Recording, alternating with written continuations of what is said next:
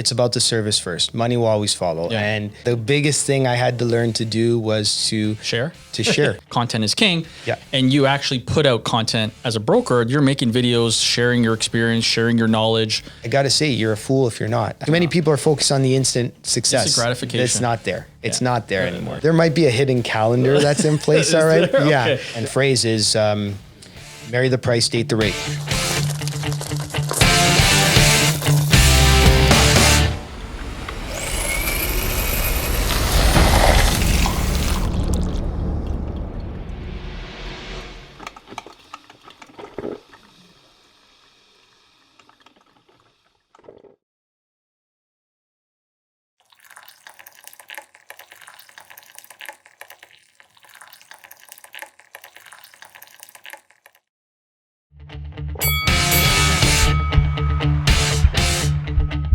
All right, guys, we're back with another coffee talk. My guest today is from Noble Corp. He's the broker owner, Vito Casella. Thanks for joining. Thanks for bringing the coffee. Thank you for having me. And My pleasure. Thank you. All right, so Vito Casella is the broker owner. Vito, tell us a little bit about yourself. You started as an agent, now you have your own brokerage.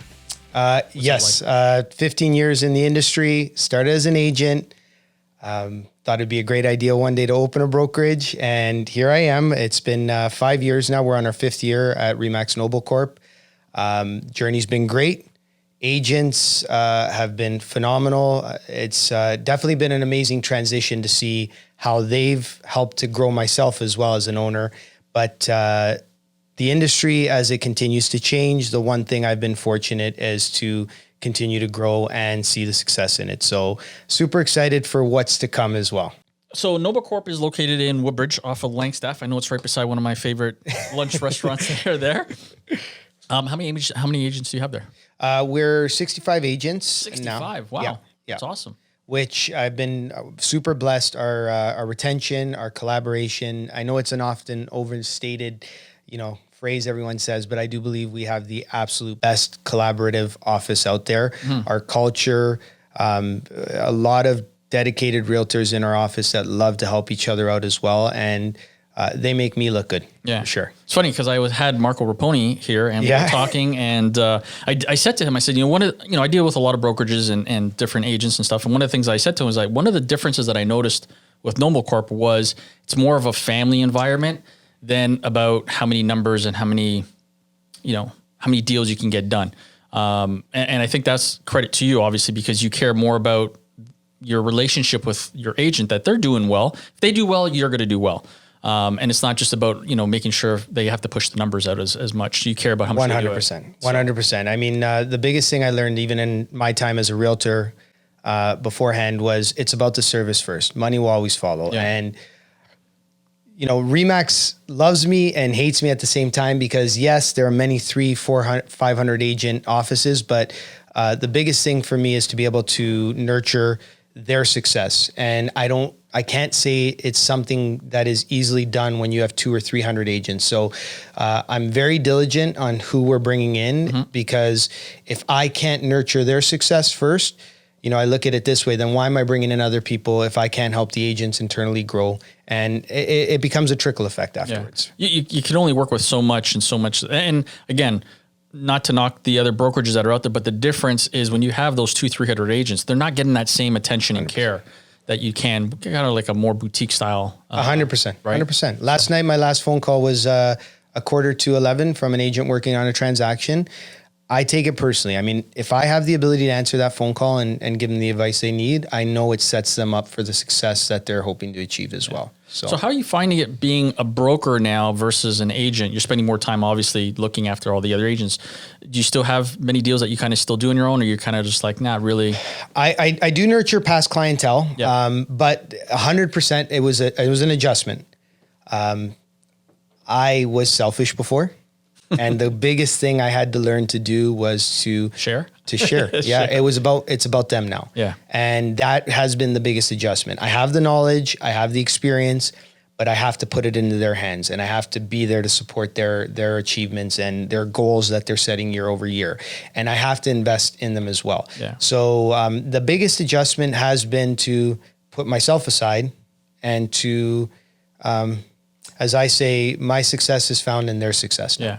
And I think, and what's one of the things that I talked about with Marco was you lead by example. And I noticed that you put out a lot of video and a lot of content. And I've been saying this for years is video content is king. Yeah. And you actually put out content as a broker. You're making videos, sharing your experience, sharing your knowledge. So not only do the agents see you doing it, but you're telling them there's a reason and a value why you're doing it. Yeah. So that's good. I believe in the concept, lead by example. I wish some of the agents would listen. Yes, for sure. I'll see it for you. No, but the one thing as well is they can't, I guess to say it this way, excuses can't be made when they see me doing it as well, right? And even some of the experiences this year when you came into the office and you gave them a phenomenal tutorial on social media use and how you have really, grown and leveraged your brand within it. And really it's the time, it's the effort that you put into it. Yeah. And there's an excuse you can make every day not to do it, but then you're not the one that's teaching stuff like that. And the biggest thing is you've led by example. So I believe in that too. Lead by example, put it out there, practice what you're preaching as well. And the sky's the limit at that point. When you think about it, how many of these agents talk about all these other agents? And listen, there's some agents that are putting content on there that are irrelevant. They're not really in real estate, but they're constantly out there. They do it more because they want to make skits or they want to do whatever. It's not kind of real estate based. They can do what they want to do. So I think one of the things is if you're going to put out content in there, you can do it one of two ways. And I always share this with agents. Like you can have a personal account and you can have a business account. 100%. If you're going to put a business account out there, make it business related. Talk about the market. Talk about tips. How to stage a house. Why it's important. Whatever it is. But if you're always commenting that you watch so and so making all these videos, what do you think other homeowners that are potentially looking for agents are thinking? I see them. They're 100%. Making content, making video. I'd rather go with this person than this person who is kind of a ghost on social media. No, you're bang on. And I think too many people are worried about other people's opinions out there. And I always say the video you put out is more effective than the agent that didn't put out the video. And you're not going to like the way you look. You're not going to like the way you sound. We're always going to find a million things but the minute somebody DMs you or the minute somebody's commenting, they're commenting on what you're doing. Yeah. They're focused on what you're doing. You're speaking to them. That's the potential lead you're looking for. That's the potential network you're growing for yourself as well. Some you can just add to your contact and maybe reach out to them again later. Exactly. Yeah. Right. You never know. They might be passing on your info to somebody else now. Yeah. And this is the common thing is too many people are worried about what other people are doing. Focus on yourself, focus on, you have the same ability as everybody else. Absolutely. Just do it for yourself. Yeah. I think one of the things I can share, my tip would be, you're going to get comments, whether it's good or bad. I get comments that are negative. I get comments that are positive. In the end, I really don't give up. Yeah. I don't care. Well said. So the ones that appreciate this information or this content, it's relevant, it's helping them, great. For the others, it might be boring or don't watch. It's very simple. Don't subscribe or subscribe. That's the option we have as human beings when we're watching content. 100%. So, whether it's golf, whether it's real estate, whatever, if you're invested in this for your business and something that will help you, then you're going to have invested interest to watch it. If not, that's okay. I agree. And the other thing as well is if you believe in what you're doing. Yeah. Right? If you believe in what you're doing will develop a result, yes, that energy, I'm a firm believer. You put out the right energy, it's going to lead to results back to you. Yeah. And it's not instant. So I think one of the negative side that happens to this, it's like, I made 5 videos, but I didn't get any business. And make 10, make 15, make 20. How many door knockings do you go to? You're going to knock on 100 doors. How many are you going to get? Maybe 1? Exactly. At least it's 1. But that's the other thing too, is everyone thinks that, oh my God, I'm going to knock on doors. I'm going to get every single person who's going to tell me they want to sell the house. They don't realize some realtors spend 6 months to a year before they develop that actual result they're hoping for. Yeah. The other thing is once they develop the result, now they believe in the process, and that's what's key. And same, even I'm sure for yourself, there are many times you've shot content, even homes in general, where you've evolved and gotten better and more efficient at what you're doing. And you're actually seeing, the results that you want to see. And even for your clients now, you're bringing a better product to them as well. And it didn't happen overnight. No, absolutely right? Too many not. people are focused on the instant success. Instant gratification. It's not there. It's not there anymore. That's not the case in real estate, in golf, in life. 100% not in golf. That's one thing I can attest to. Okay, so before I get into the nice stuff, which is we're going to talk about golf, I have some questions for you. Ask away. So one of the things was, how are you guiding your agents to assist home buyers and owners who are looking to sell or buy homes right now? Yes. So adapting, I believe, is key in every market, but knowledge is power. So the biggest focus that I always try and keep my ear to the ground. I definitely have a phenomenal network, not only through the Remax brand, but through people that I've built up in my time in real estate. So the biggest thing is utilizing that knowledge, passing it back onto the agents. And a lot of it's boot camp related. So as we're adapting in these current markets, it's making sure that the mindset has shifted accordingly as the market has done so. Bring that knowledge back out to the consumer and allow for that success to transition back into your hands as well. So this year, the biggest comment that you continue to hear from us and phrase is marry the price, date the rate. And we continue to push that knowledge back out to the clients to make sure that our sellers understand the current market they're selling in, but also our buyers are leveraging the current market. If you're qualified, leverage the opportunities that are out there. Okay.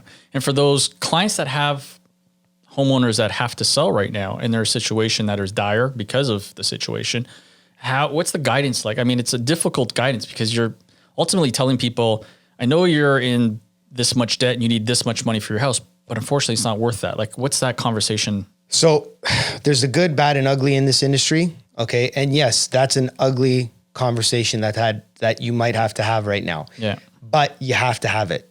The worst thing you can do is lie to somebody at that time. Yeah. So having the proper knowledge, having the proper facts, presenting it to them, and helping them to make a qualified decision, regardless of how hard it is, that is the most important thing. So when we have our agents that are preparing for any listing presentation, we want to ensure that they have the proper facts in front. We're not looking for, as we call it, an MLS agent. We want you to be a realtor at that point. Yeah. And as you're presenting those facts, it's also to make them understand, I'm telling you this because this is the reality right now. Yeah. I mean, the hindsight when you look at it is like, yes, your house is worth $100,000 less, but if you don't do this now, you're going to be $200,000 less. So would you rather lose $100K or lose $200K? Well said. The other thing I guess to that is current markets deliver similar results as well. So if you're possibly having to sell at a loss, there's an opportunity you might be able to buy at a reduced rate. Yeah. Right. So the other fortunate thing is we have the sub brokerage for a mortgage company now as well, which we've got firsthand knowledge on some of the activity going on the financing side, which has helped as well to deliver that knowledge back to the consumer. Awesome. All right. Another question I have for you, with AI and other advanced technologies, what improved systems and automation do you guys have in place to help both seasoned agents and those that are joining your brokerage? That was scary for me at first. I won't lie. I do believe on the hands-on approach, but at the same time, technology is key. And especially the way it's made its way into real estate. What's the famous Gordon Gekko line there? Money is not the prime asset, time is. And I believe the benefit of the AI programming software that's out there is it's allowed our agents to maximize their time, to utilize these technologies and programs that are in place. And also from my administrative level, our goal is to keep our realtors as productive as can be out there with their clients. Mm-hmm. And a lot of the technologies, whether it's transaction-based, lead-based, website-based as well, has helped us to eliminate them wasting time and growing focus on their business. And the best part of these technologies as well, they're evolving. And that's why I say it's a little scary because all of a sudden Chat GPT, the way it came out, you're like, how's this really gonna, and now you see agents, how they're utilizing it. And I got to say, you're a fool if you're not at this point. Yeah. I get it. It's, some people might be questioning it, but it does give you the freedom. It gives you a little edge, a little advantage, a little bit of, something that another agent who's not using it gets. So you always need an edge or an advantage in any business, and including ours. So if that little edge will help you or make your job easier, why not do it? There's even a software right now, a program out there that I've been reading into and looking into that just by inputting your contacts from your phone can tell you on a 3-star basis who is a hot potential buyer being 3 stars or who's not. Now that's scary info. Like that's data. Like how in the hell do they have that data? And right now I heard that they're trying to get through some certain legal Canadian aspects of our government and the way we function, because I do heard it is currently it's legal in the US side. I'm going, is this through Zillow? No, this is a whole different. I know there's a whole legal issue. No, that's been a crazy. I've been following a little bit of that, but I will say, and like in football, you got coaches that are stealing signs, or in baseball, and any. Can you blame a company for trying to get the upper hand as well? Yeah. Right. Whether it's legally allowed or not, that's a whole different. All right. I got another one here for you. I hear a lot of agents are looking for a brokerage and a low possible commission charge, providing value-added media packages ourselves at Stolen Media. I believe in the value as an outcome, and you know what to do. Sorry. What kind of leading edge training or mentorship program do you guys offer for your agents? Bang on with the assessment there. Yeah, commission. Everybody wants to talk about the lowest. Oh, I'm only paying a fee. I don't have to pay any. I believe in value. I believe in the value of our brokerage. I believe in the mantra, the model we offer. And our biggest thing has always been we're a full service, big brand with a boutique mindset. And we are hands-on on your development and success as well. And aside from there are many programs that we can promote out there that are generic too across the board that any brokerage can utilize. But the one thing that I continue to build off of is not only from our front desk, our administrative, but from our management. When you need help and guidance, we are there. Squeaky wheel gets the grease. We always say that. The more you squeak, the more we're applying the grease. And this is a concept that we continue to evolve with year over year, because all of a sudden somebody might hit 400 or 500K this year. Doesn't mean that's where they want to stay. Right. So we have to continue to evolve with what they're doing. So one thing I'm proud about is I'm involved in current market. I understand what's going on. So when one of my agents comes to me, I'm able to give them exactly what they need to know on how to maybe get more listings or how to be more successful on converting their buyers as well. Right. And that's something that we believe in our office. There's a lot of people out there that are going to blow the smoke and mirrors and tell you everything. But the one thing I'm proud of is agents that have come to my office, even ones that have left, came back. Nice. And I think that says something about the way we operate, for sure. Yeah, that's fantastic. I mean, sometimes they think the grass is greener on the other side, only to find out it's a little bit yellow. Right. And it's just like buying 19 putters. You think one's going to work. 19 putters. Yeah, it's a little crazy. But I'll ask one more question, then we'll get into the golf.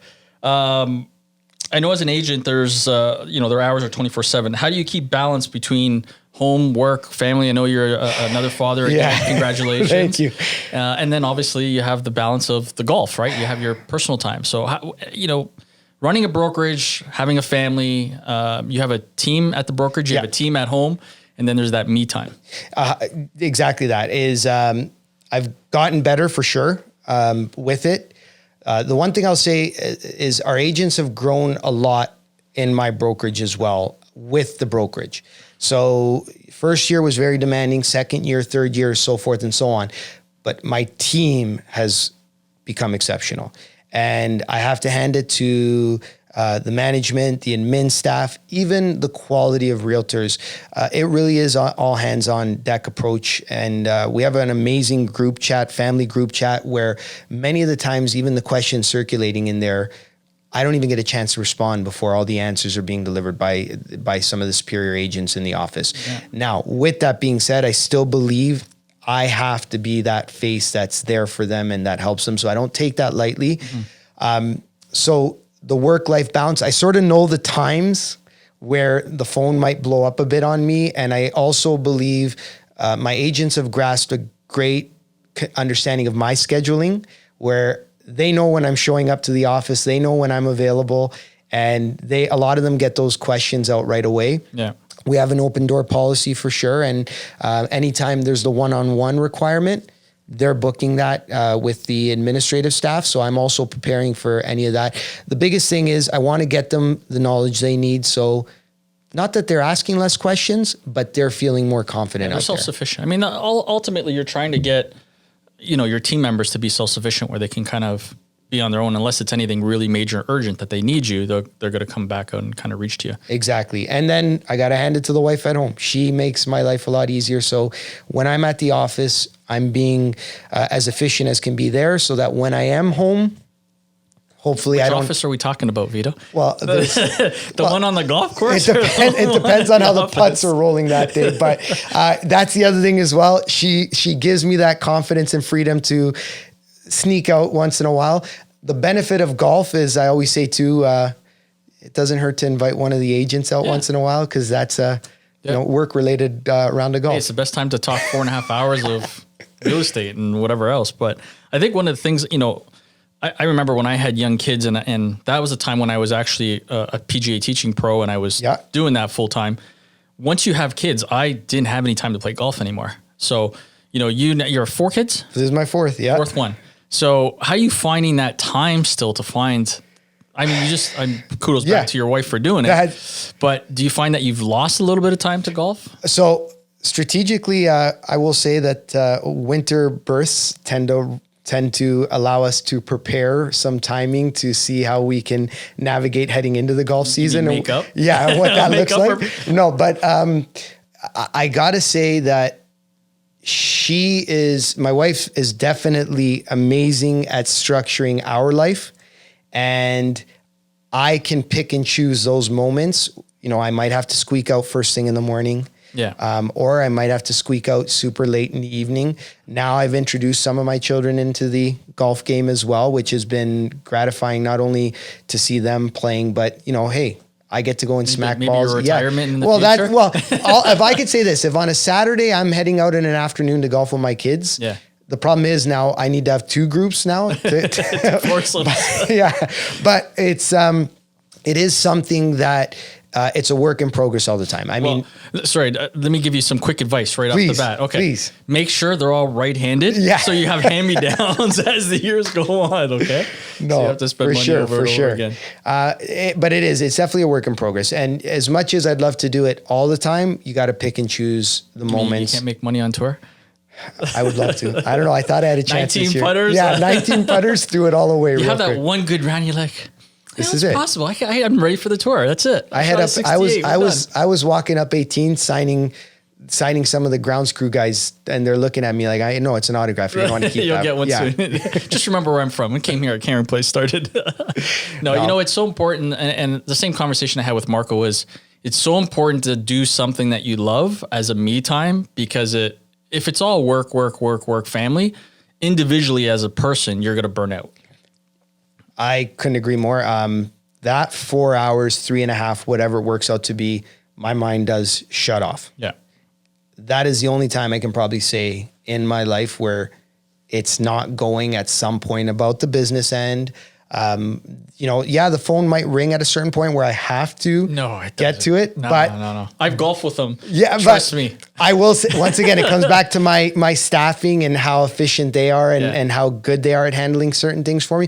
But you are right. You need something like that. I know guys that are fishermen. I know guys that are heavy into the gym and stuff. You need to have something You need an outlet. You need an outlet for sure. So do you tell your admin staff, okay, I'm golfing from this time to this time. If it's urgent, you can contact me. Otherwise, put it off. There might be a hidden calendar that's in place. All right. There? Yeah. Okay. There might be a hidden calendar that they're aware of, or at least one. I call her my sort of right-hand woman. Yeah. That is very aware of certain activities. And is that the one that emailed me? Yes.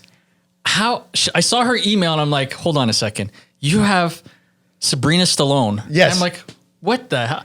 There's not a lot of Stallones out there. So when I saw that, I messaged her back. I'm like, hold on a second. You're actually a Stallone. Is she married to one, or she's actually a Stallone? No, she's actually, and her sister, who also works, she's an agent at the Brokerage, is Simona Stallone. Okay. Huge TikTok following as well. Okay. And it's funny because she actually asked me, she goes, so is his actual last name Stallone, or like for Stallone Media, or did he just? I'm a Rocky lover. No, but that's exactly. And I said, and it was funny because you know what? I didn't even think about it when you came into the office. I should have introduced you to each other that way. Yeah. Right. Yeah. So like I said, there's very little people that are named Stallone.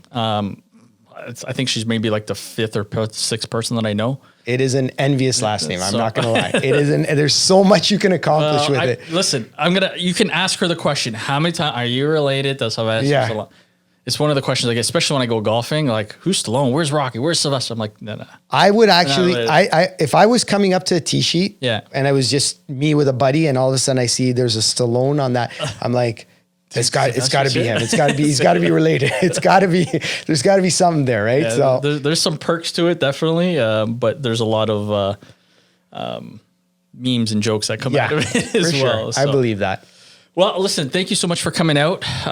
Again, if you're looking for some brokerage information, Noble Corp Realty in Vaughan, definitely, or Woodbridge, I should say, reach out to Vito. I'll put his contact info and everything down below. Thank you so much. We got to get out in golf. I told Marco the same thing.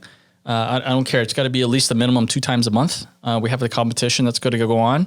We'll play for something. Otherwise, that's on my agenda for the upcoming year as well. As I said, that every time we get out, we have a blast. Yeah. But I definitely feel we don't do it enough. Yeah. And it's work related as well, right? Yeah. Technically. Yeah, exactly. So, but I also think with the amount of people now that we both interact with and deal with in the industry, it's time we possibly put on a little sort of maybe tournament or event amongst other realtors and professionals in the industry and get a little fun. That'd be a good video to make, actually. I'm telling you. I think a little mic up. We'll have a prize. The agent that's on the phone the most during a round of golf gets a prize. There we go. Pro V1 golf balls or something. There we go. No, it definitely. I always say this: no matter how good or bad the round is, good company that's always makes it the best. Awesome. All right, guys. Thank you so much again. And Vito, thanks for coming out. Thank you for having me. If you have any of your agents that want to shoot a podcast, obviously this room is available for. We have another room available for them. And I appreciate your time, your friendship, and a lot of good golf commentary, which we actually spent the whole 20 minutes talking about golf before we started this podcast. But thanks again for being here. Thank you for having me. I appreciate it. Cheers.